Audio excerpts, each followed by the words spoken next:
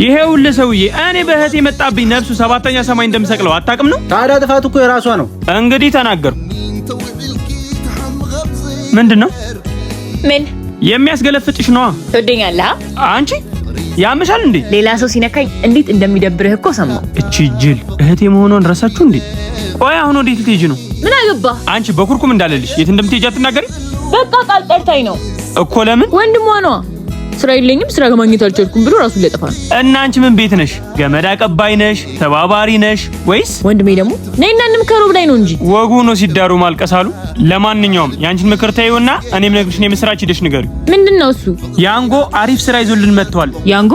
አው በያንጎ ፕሮ ሲሰራ ከፍተኛ ገቢ ያገኛል፣ ቦነስም ይወስዳል። ያውም በሳምንት እስከ 45000 ብር ድረስ። ይሄ ድል ለሁሉም ነው የተዘጋጀው?